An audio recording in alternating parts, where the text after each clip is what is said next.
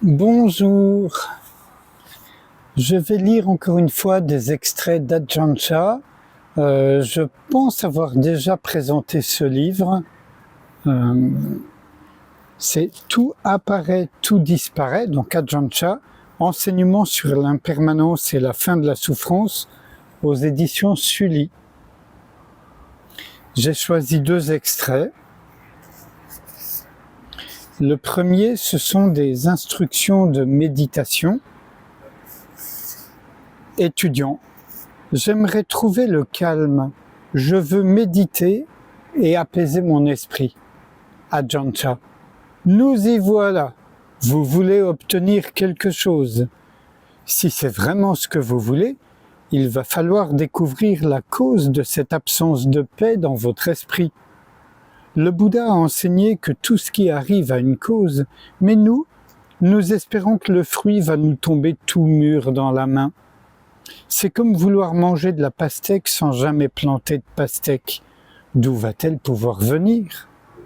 Vous en mangez une fois de temps en temps et vous vous dites « c'est doux, c'est bon » et vous en voulez davantage. Eh, comment puis-je avoir davantage de pastèques? D'où viennent-elles? Comment les gens se les procurent-ils? Mais ce n'est pas en posant simplement des questions que vous allez en trouver. Il va falloir réfléchir correctement pour avoir une image globale des choses. Observer toutes les activités de l'esprit.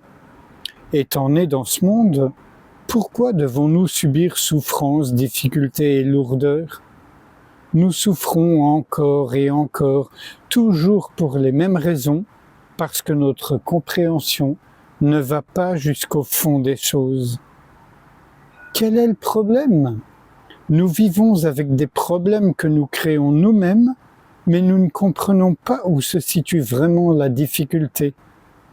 Quand nous vivons en famille, nous croyons que le problème vient de notre conjoint ou bien de nos enfants, peu importe. Nous en parlons, mais nous ne le comprenons pas vraiment. C'est pourquoi c'est si difficile. Lutter pour faire entrer l'esprit en samadhi est la même chose. Nous ne comprenons pas pourquoi nous ne parvenons pas au samadhi. Nous devons comprendre la vérité des relations de cause à effet. Quelles sont les causes qui ont amené cette condition? Tout apparaît à partir de certaines causes, mais nous ne faisons pas le lien. C'est comme avoir une bouteille pleine d'eau, tout boire et espérer en avoir encore. Mais il n'y a plus d'eau qui puisse sortir de la bouteille. Par contre, si nous buvons l'eau d'une source, nous pouvons continuer à boire parce que la source continue à offrir son eau. La source, c'est comme voir en profondeur l'impermanence, l'insatisfaction et l'absence de soi. En être pleinement conscient. Une compréhension ordinaire, superficielle, n'est pas une pleine conscience, mais avec la vision pénétrante de la méditation, nous réalisons toute la profondeur et toute la saveur de ces 3 caractéristiques. Ensuite, quoi qu'il advienne, nous voyons la vérité des choses, et quand ces choses passent, nous voyons la vérité de leur cessation. Etc. Laissons aller les choses selon leur nature. Avec cette claire conscience, nous verrons que l'impermanence est un fait. Tous les phénomènes qui apparaissent sont illusoires. Tous, sans exception, sont trompeurs. Quand nous prenons conscience qu'ils sont trompeurs, nous pouvons vraiment nous détendre. J'arrête là pour cet extrait, parce que je voudrais vous lire le deuxième peut-être de manière plus longue. Ne vous enivrez pas de tranquillité. Quand j'étais jeune, je recherchais la paix dans la mauvaise direction. Je m'asseyais pour pratiquer samadhi, mais mon esprit refusait de se poser. Il partait dans tous les sens et malgré tous mes efforts pour le ramener à la méditation, il ne se laissait pas faire. Et s'il revenait, ce n'était pas pour longtemps. Que faire? Devais-je arrêter de respirer? J'essayais souvent ce moyen-là. Je retenais mon souffle pour essayer de forcer l'esprit à l'immobilité, mais il partait quand même. Alors je retenais mon souffle plus longtemps, mais la seule chose qui risquait d'arriver, si je retenais mon souffle de plus en plus longtemps, c'est que j'allais finir par mourir. J'agissais de la même façon quand j'avais l'impression que ma méditation était perturbée par le bruit. Je me bouchais les oreilles avec de la cire. Je les remplissais de cire que je tassais si bien que je n'entendais plus rien du tout. Cela me paraissait une bonne chose. Plus de bruits extérieurs pour me déranger. Mais plus tard, je réfléchis et je me dis, si ne pas voir et ne pas entendre est la voie de l'éveil, alors les aveugles et tous les aveugles et tous les sourds devraient être éveillés. Ceux qui sont complètement sourds devraient être des arahants pleinement éveillés. Je contemplais les choses ainsi jusqu'à y voir plus clair. Je réalisais qu'essayer de simplement bloquer les sensations venues de l'extérieur ne me protégeait pas vraiment. Alors je cessai de le faire. Je compris que la cause des problèmes venait uniquement de moi et de mes attachements. Aujourd'hui, quand je pense à la façon dont je pratiquais à mes débuts, combien j'étais dans l'erreur, il m'arrive de le regretter. Je voulais pratiquer pour être libéré de la souffrance, mais je ne faisais que m'attirer de la souffrance, et le résultat était que je ne trouvais jamais la moindre paix. Quand l'esprit s'apaise, nous sommes enchantés. Si nous parvenons à obtenir quelques jours de paix, nous trouvons que c'est vraiment merveilleux.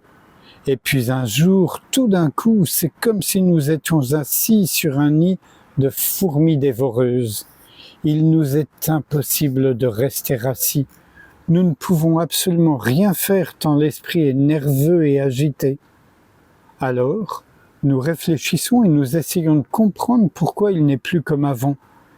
Il était tellement paisible pendant ces quelques jours. Nous ne pouvons pas nous empêcher de souhaiter retrouver cet état. Mais c'est précisément là que nous sommes dans l'erreur. Les conditions de l'esprit changent. Elles ne sont ni figées, ni certaines, ni stables. C'est leur nature et elles seront toujours comme cela. Tout ce qui se passe n'a rien de nouveau. Ce n'est en rien différent ou unique. Tout est régi par ces mêmes caractéristiques. Notre pratique consiste à observer les réactions de notre esprit encore et encore, à voir comment il aime certaines choses et en déteste d'autres, etc., etc. Si vous êtes tranquille, ne vous laissez pas enivrer par la tranquillité. Si vous êtes distrait, ne vous laissez pas griser.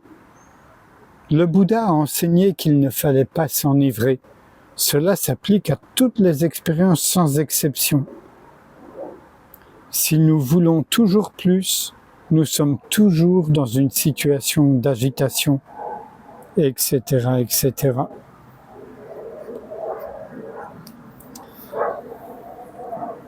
Sans réfléchir à ce qui vient d'être lu, je vous invite à ce que nous appliquions d'une certaine façon les recommandations d'Ajahn Chah, c'est-à-dire de ne pas se laisser enivrer par ce qui se passe, donc de ne pas s'impliquer.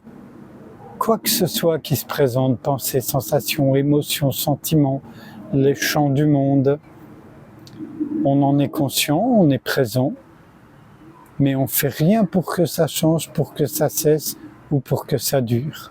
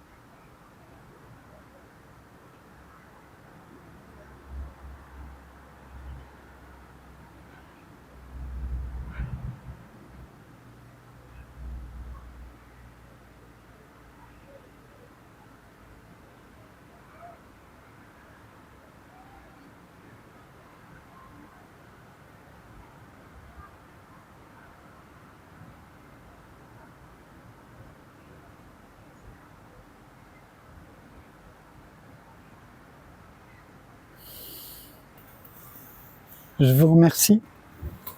À bientôt.